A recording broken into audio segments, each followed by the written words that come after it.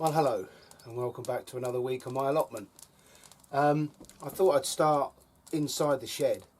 One, because it's so blimmin' lovely and warm, and two, because it's so miserable outside. It's a really miserable, damp autumn day, or winter day I suppose now. But anyway, you're very welcome back to my allotment. 2 weeks since I posted, and I'm thrilled to say I finally finished my 4-week juice fast. What an experience that was. The first 2 weeks I found quite easy.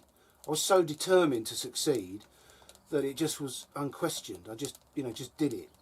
The second 2 weeks were a little harder. It was getting a bit much, but I persevered. I did have a couple of breaks. 2 of the weekends I decided, right, I just want to eat proper food. So we did. And I have to say, I'm 59 years old. My next birthday is my 60th. I have never felt fitter and healthier. I mean, obviously, when I was a young man in my 20s serving with the Commando Brigade, I was a lot, I was a lot fitter. I wouldn't say I was a lot healthier, but anyway, I feel fantastic. I had a pleasant half hour at home last night, trying on some old clothes in the wardrobe that I hadn't been able to get on for a while, and I've even managed to gain a suit back. I tried it on before my daughter's wedding thinking I could wear that, but I couldn't get the trousers done up, to my eternal shame. Well, I can now get them back on, so I've gained a suit. So I feel fantastic. I thoroughly recommend it. You don't have to do a month, of course, but and I've managed to get my wife to agree that every week, Monday and Tuesday, we will do a juice fast. So instead of eating food, we will just juice our vegetables and do that for 2 days each week, and I think we'll both benefit from it because I'm determined to keep it, to keep my health where it is now. So I feel great.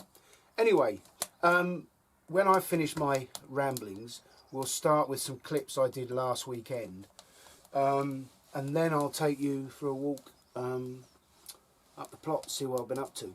The major job I've got at the moment, which doesn't make for the best episodes, is all my cross paths have got old paving slabs on them that one of my customers gave me, and underneath is wood chip, and of course that inevitably sinks, and the paths are now quite sunken, and they need the slabs, the slabs taken off, more fresh wood chip putting down, and then the slabs repositioning. It's a very boring job, it's very laborious, but it does make the plot feel fresher, newer, and in better condition.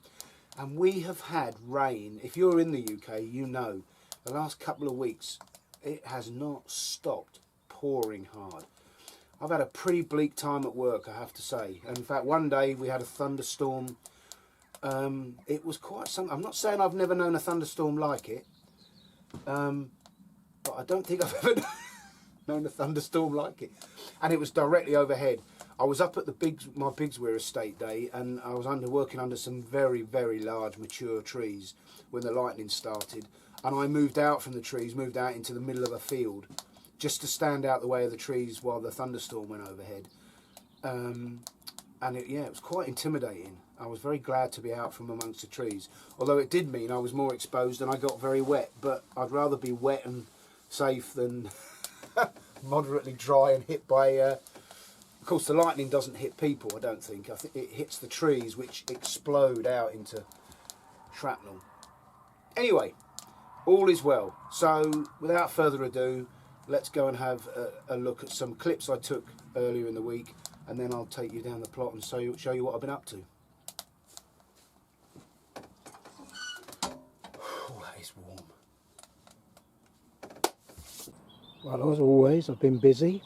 This bay here is now completely full to the top with leaves, and I've mown those leaves up with the lawnmower, so they're already well on the way to being leaf mould because they've been chopped up finely. Likewise, this bay, only 3/4 full, but there's plenty more leaves to collect, and again these have been diced and chopped with the lawnmower.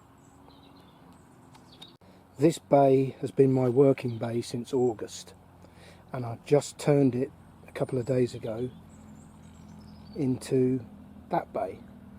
So that bay is now full and will be left for a few months to get on with decomposing. But at the bottom, as tends to be the way, there's a few inches depth of usable allotment compost. It's not fine, it's never going to win any awards, it's not like you see on the TV where they pick up a handful and say it's crumbly. It's nothing like that, but it's usable as a mulch, so I shall top dress a bed with that.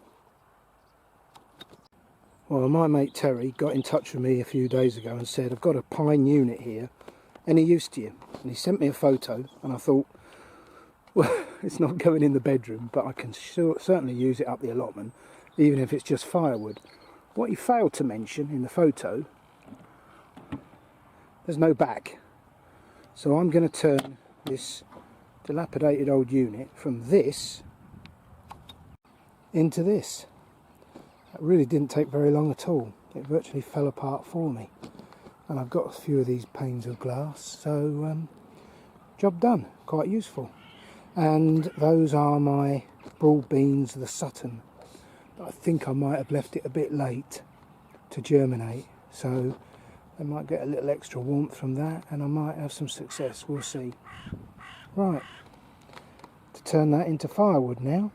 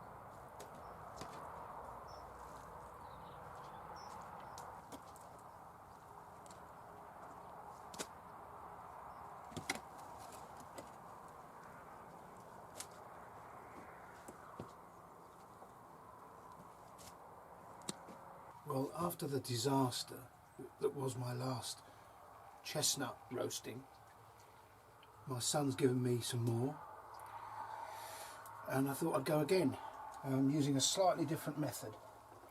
So this time I'm slicing each chestnut with a cross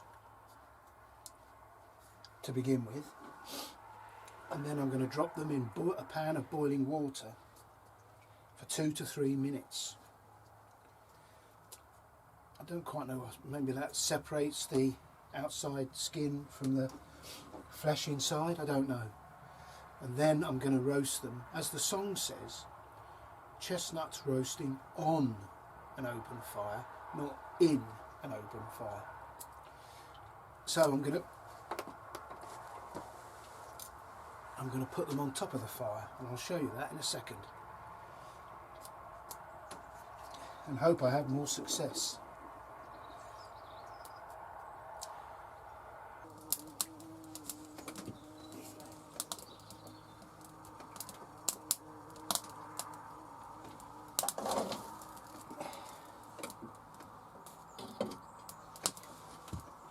Well, we'll see.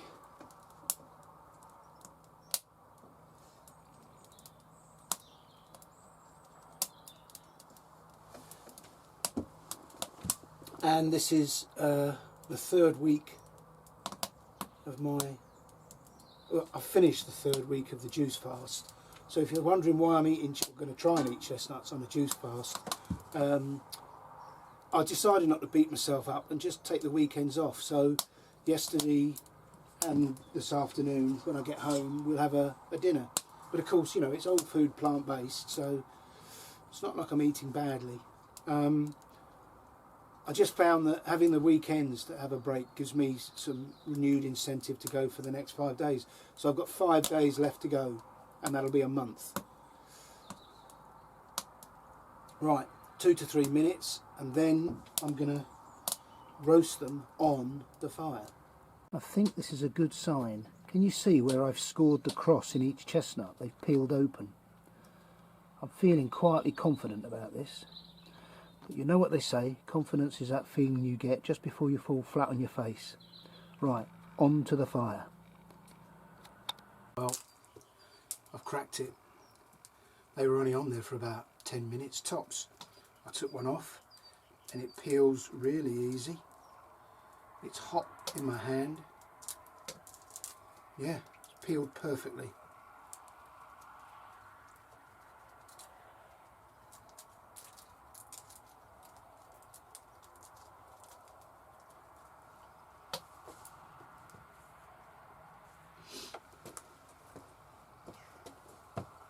That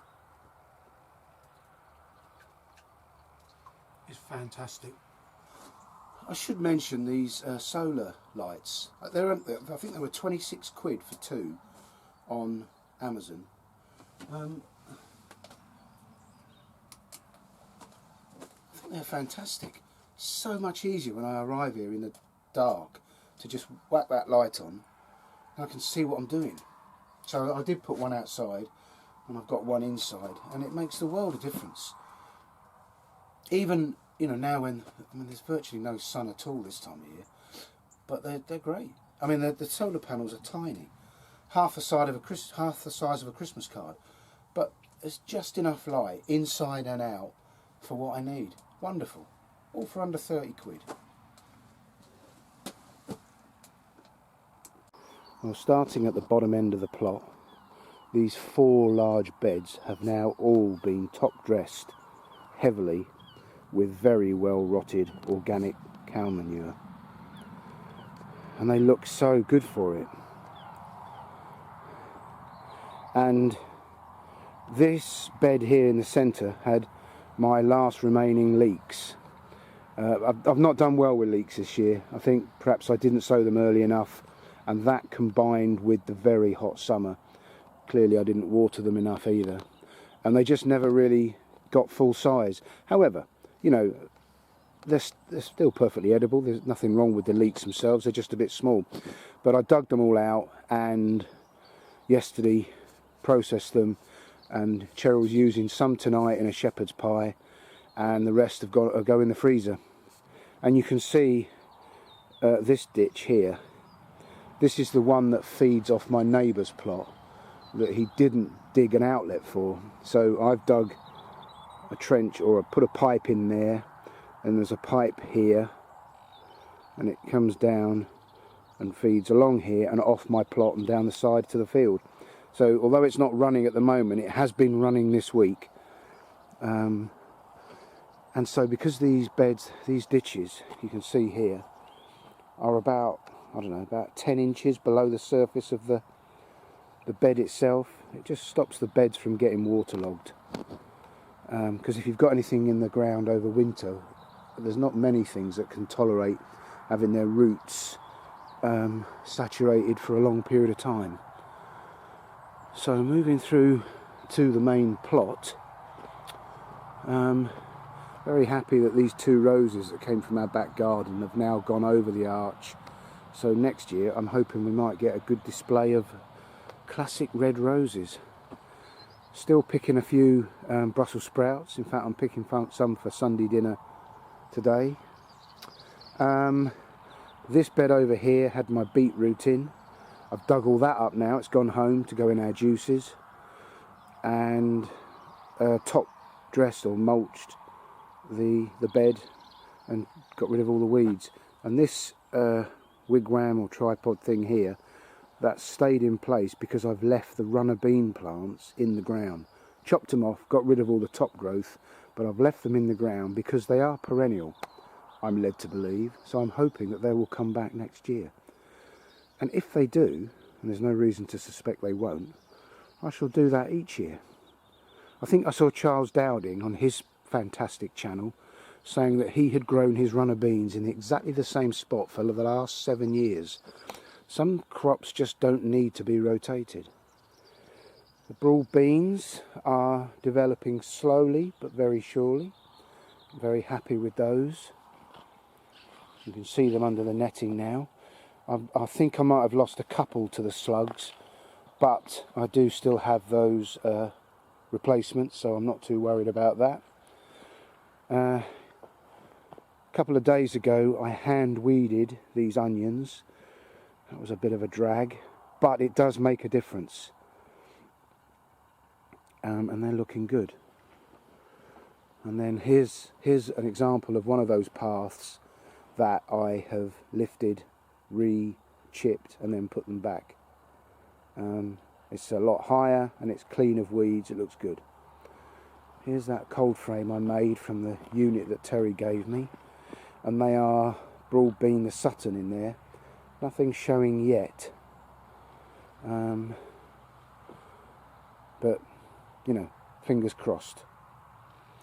And then these beds have been top dressed, or this bed has been top dressed with more muck. And then here's another bed with a few onions in. I haven't weeded these because the ground doesn't look like it needs it at the moment, but those empty sections there are ready for the onions I'm going to grow from seed next year. And then sort of sweeping round, it's all a bit bare, but that's this time of year. And this bed here is my asparagus, which you saw me in a previous video cut down as it started to yellow, and I've now given it a really good dressing of more organic cow muck. So yeah, looks very good.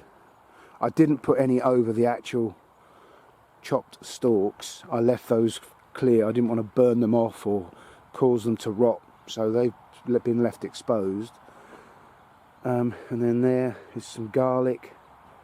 I've got more garlic developing at home in the greenhouse, which I hope to put in that bed, because we do use a lot of garlic. And then this bed next year I'm going to leave for cut flowers. Going to give that a go. Never done that before, so that'll be a new experiment. So that's as it stands at the moment. I've mentioned in previous episodes how when I had my military career for 30 years, I found it extremely frustrating how negative people could be, always coming up with excuses not to do things. So often I just went ahead and did them. People might have accused me of being a bit of a bull in a china shop, but I can't stand negativity and delay and pontification and prevarication, and just, you know, get on with it, get it done. That's my attitude. Hasn't always worked for me, but anyway, I came across this poem or this saying many years ago, and I saw it again this week, so I wrote it down and I thought I'd share it with you. You may well have heard it, but if you haven't, you might find it mildly amusing. Excuse me. This is a little story about 4 people named Everybody, Somebody, Anybody and Nobody. There was an important job to be done, and everybody was sure that somebody would do it. Anybody could have done it, but nobody did it.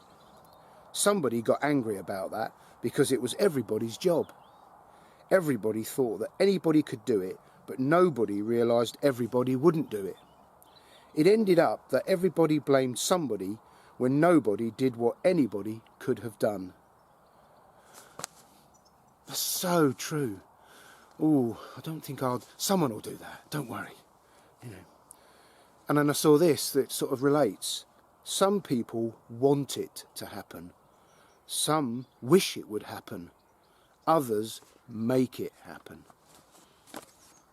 If there's something in your life that you think needs doing, make it happen.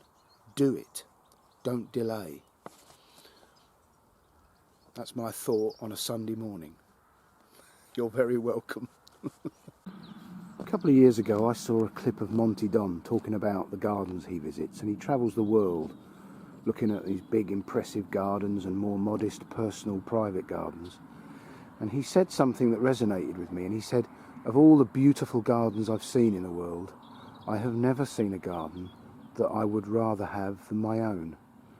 And I get that because it's personal to him. You know, his garden is a reflection of him and his wife, who do it together. And I feel the same about my allotment, and indeed, you know, my little modest garden at home. And the favourite part of my allotment for me is my shed area. I was going to call it my shed complex, but I think that might be a bit grandiose for what this is. But if you feel the same, let me know. The beauty of YouTube is you can learn so much from the way other people do things, because other people come up with good ideas that you haven't thought of. But I just love my little setup here. Starting from the right, I've got the picnic table, which was the best thing I ever did with that, was bring it into the shed area itself. It's lovely to sit, even in the winter, on a dry day, it's lovely to sit there and just stare at the pond and see the frogs moving about, and of course in a couple of months there'll be the frog spawn.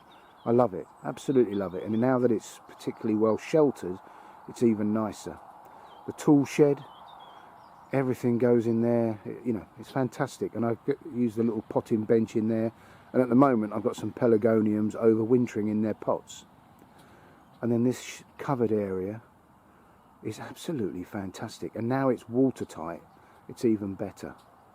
And then of course, the best of all, the shed with the wood stove. I can hear the wood crackling as we speak, or as I speak. And then the cold frames on the end with all the water tubs. Absolutely love it. So yeah, if you know of another channel that has something comparable or indeed better, let me know.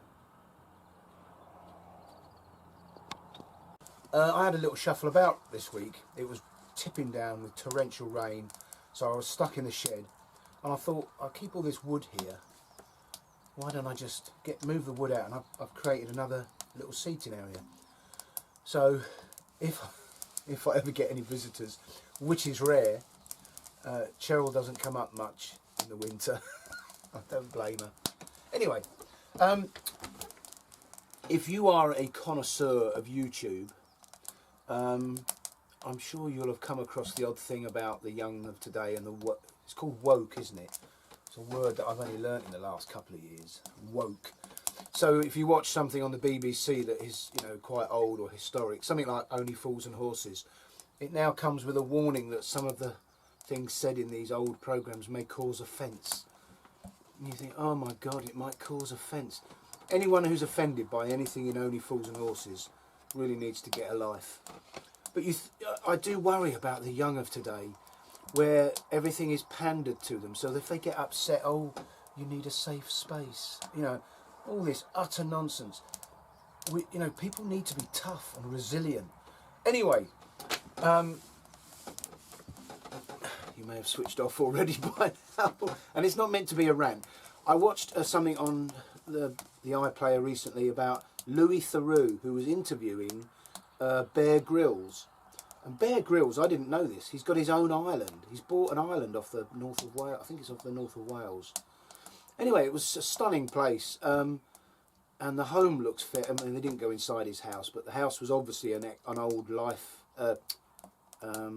lighthouse keeper's home, I would guess. But yeah, it was fascinating.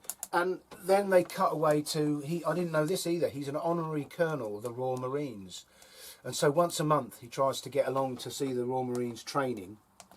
And he was in uniform, Lieutenant Colonel. And they were in the gym watching the young recruits doing their gym training. And there was a poster on the wall behind him, and I paused it and I read it. Now, I served with the Royal Marines for 6 years. I was a Royal Engineer Commando, because the Royal Marines need artillery, engineer support, etc., etc. Well, if you're going to serve with the Royal Marines, you've got to be able to keep up with them. So you have to go and do an all-arms commando course. So I served with them for 6 years.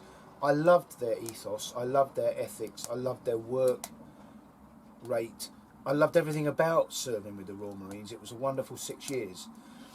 But I'd never heard of this thing I saw on the wall. So I'm going to read it to you. And I would respectfully suggest that this shouldn't be exclusive to the Royal Marines. It's typical of the Royal Marines.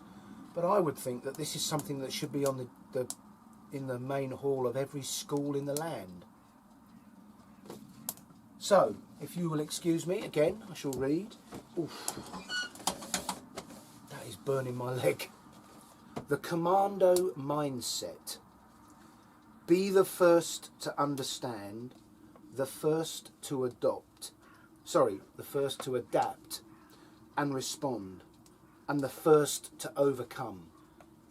I mean, that sentence alone is a good start for any young person growing up in Britain today. The commando values: excellence, strive to do better; integrity, tell the truth; self-discipline, resist the easy option; humility, respect for the rights, diversity and values of others; the commando spirit, courage, get out front and do what is right; determination, never give up; unselfishness, oppose first, and oppose is a Royal Marine slang for your mates, the people stood next to you in the trench. Oppose first, team second, self last. There's a lesson for people today. Your mates first, the team second, and your needs last. Oh, wouldn't that be a wonderful world? Cheerfulness, make humour the heart of morale. I just thought those were wonderful. They're wonderful for the Royal Marines and the Commandos, but I would suggest respectfully that they would be wonderful for the schools. Imagine that as a school's ethos. Wouldn't the world be better? And young people would be better served. Instead of all this, oh dear, we mustn't offend them, we mustn't upset them. All this mentality of giving everyone who participates a medal or a trophy. What utter nonsense. Anyway, let me know. I can see me losing a couple of subscribers already. Oh my God, you can't say that. Let me know what you think. Yeah, I thought that was wonderful.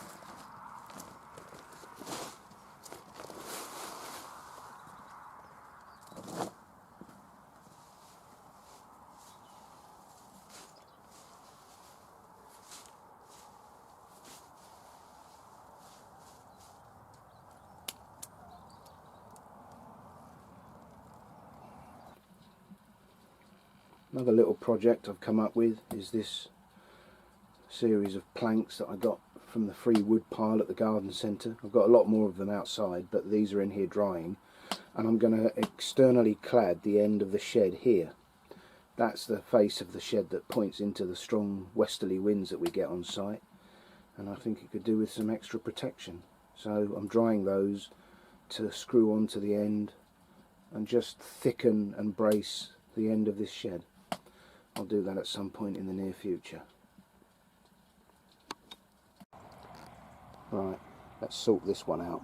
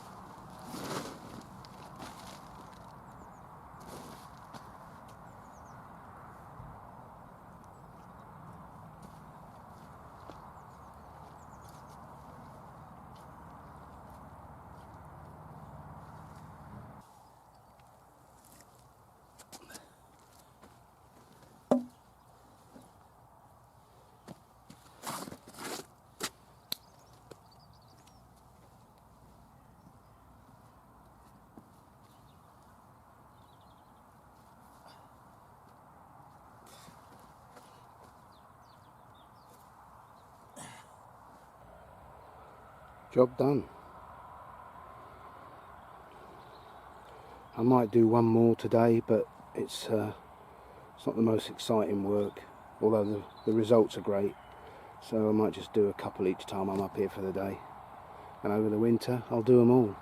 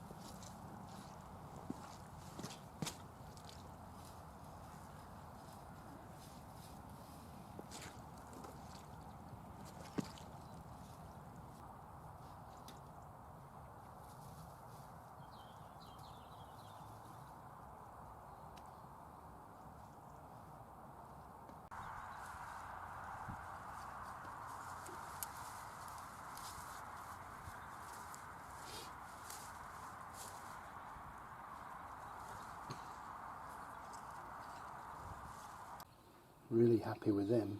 Good looking, as parsnips go.